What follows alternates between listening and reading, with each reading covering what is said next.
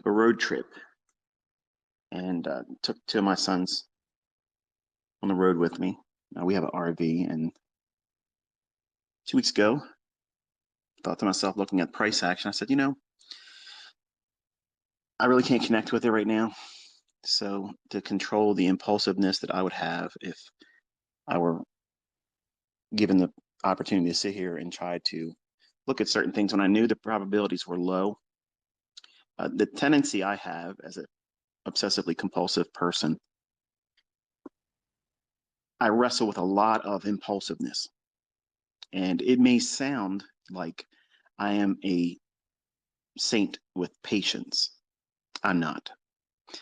It takes a great deal of discipline for me to do what you see me do, and to manage my own internal dialogue. It's like arguing with 1,000 different people, and all of them have their own opinion, and they all think they're right. And it's very hard to articulate it, but mental illness is very hard to live with. It's hard for people to live with you, and it's very difficult to operate in an industry like this where it requires you to be extremely focused and have no distractions. So to stave off that impulsiveness, I took a leave of absence and channeled that energy that would otherwise be utilized in markets that I knew by experience and by the rules that I teach you was going to be highly unfavorable. Now, does that mean that the market stayed sideways and didn't move at all? There was no fluctuations at all? No, of course not. But I think you all know, now looking back at it, it was a little bit more trickier than it has been in recent months. And it's unfortunate for some of you that have pushed the envelope too much, trying to get your funded accounts in, or make more money, or try to keep up with the Joneses, as the expression says. Meaning in America, if you're not familiar with that term, it's kind of like keeping up with everybody else that's doing better or pretending to be doing better.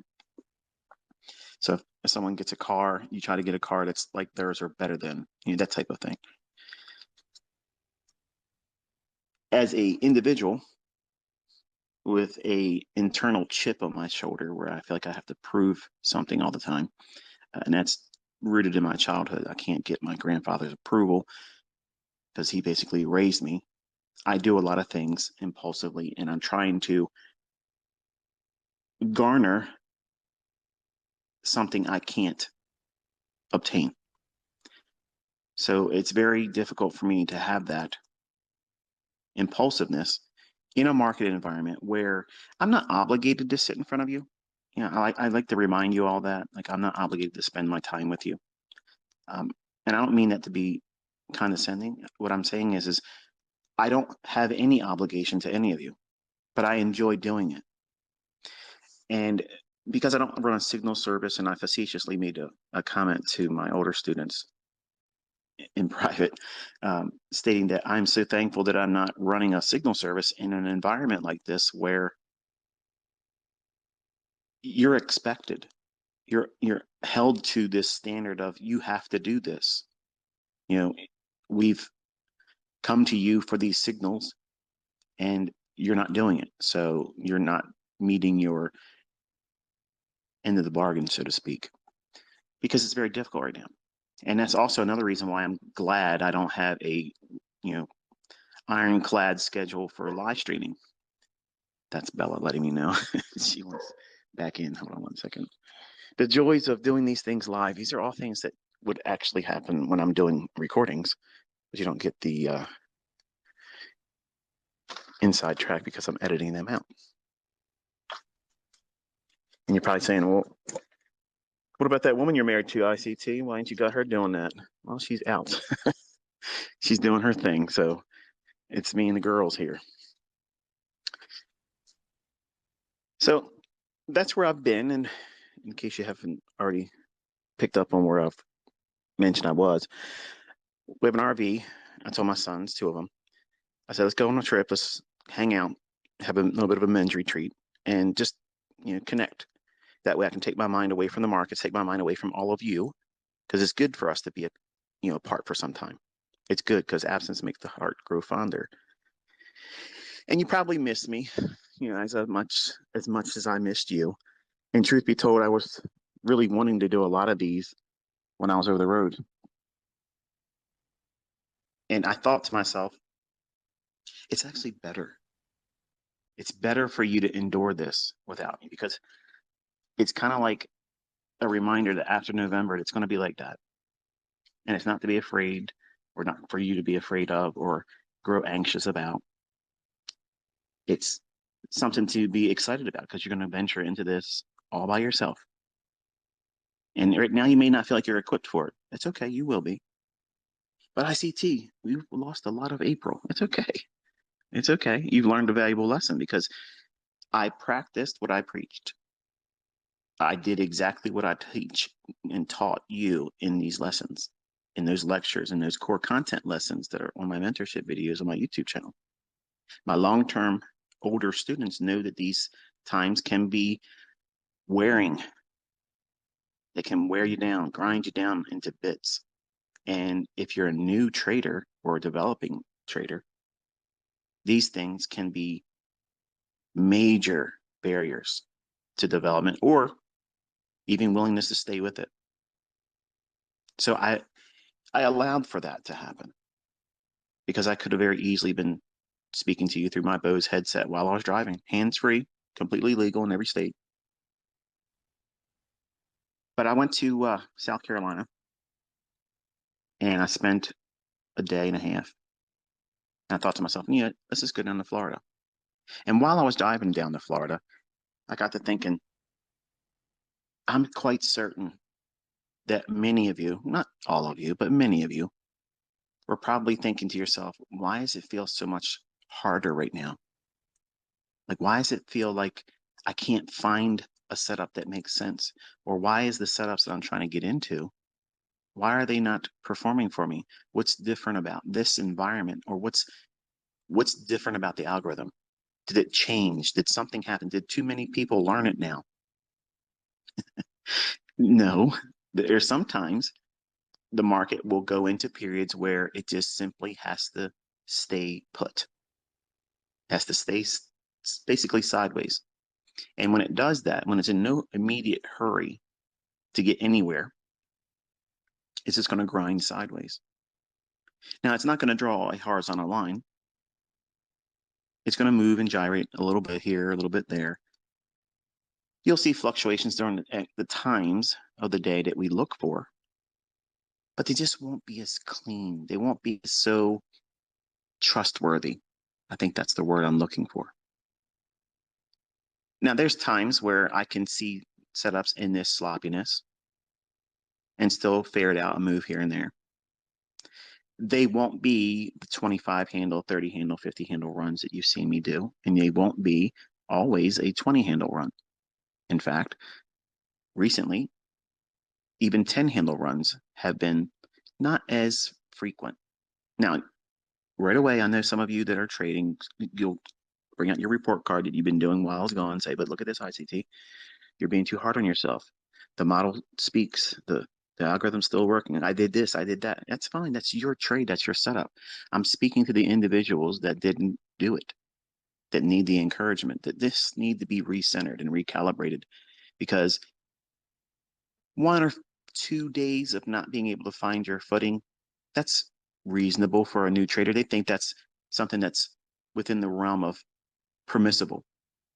But a new trader, a new developing trader, they can't come to terms with the idea that a trading model or an approach to trading or a mindset about price action should not be 2 weeks, if not longer. There should be trades taken. Someone must be pushing a button somewhere, and they want to be in that group, that mindset, that approach of always being in something. And that's an unfortunate thing because there is a time to sow and a time to reap. There's going to be times when you get into the marketplace and you may not be able to foresee it. Like I was able to show you after 2 days sitting on Twitter and pointing out points of reference where I thought that were noteworthy 2 weeks ago or so. And right away, I knew that I was out of sync. and I wasn't able to connect. And that was number one. I kind of anticipated it because I told everybody we were in a scalper's market anyway. But even if we're in a scalper's market, I'm proficient enough. I can get in there and slice and dice and do these small little type of price action moves. But you're not going to be impressed with 2, 3, 4 handles or less a couple times a day. Now, some of you might lie to yourself and say, well, no, ICT, that's right up my alley. That's exactly what I want to do. You don't trust me. You don't want to do that. You don't want to do that. And the reason why you don't want to do that, and I can speak so confidently about it, because you'll start doing the math and think to yourself, well, wait a minute now. I can do 2 handles, 3 handles, less than 4 handles, 20, 30 times a day. Because look at it, look, it's moving like that all the time. And then you'll think more is better, whereas less is more. Less is optimal. Less trade frequency. When you're new, you do not want to be placing yourself in conditions and in opportunities. And I say that term opportunities loosely, and I'm doing quotes in the air with my fingers right now. You want to limit that in the beginning. It doesn't sound productive to do that because it's going to feel like you want to be doing this. Well, day trading must be everyday trading. And it's not high probability it isn't. Now you can get in there and get lucky and attribute it to as a skillful trader navigating the treacherous waters of these markets. That's fine. Everybody's entitled to their own imagination. But I'm trying to be practical and responsible as an educator to you, the listener, that doesn't know yourself yet. You came into this industry, this venture, listening to me drone on about things that probably should have been said less words, but the more words, the better, because I'm hammering down these principles. And for the people that are really prepared to want to learn, they're willing to sit through it and listen. Those that have done that, you see them doing exceedingly well. The industry's recognizing them now. They're making themselves known because of their results. They're not there bragging. But some of you want to be just a fraction of what they're finding in terms of success. Even that fraction requires a great deal of discipline. And you have to know yourself, and you have to know where you're likely to do damage to yourself. Where are you going to hurt yourself? In the beginning, everything. Everything has thorns and sharp edges. Every single thing out there is too hot to touch. So you have to wear protection.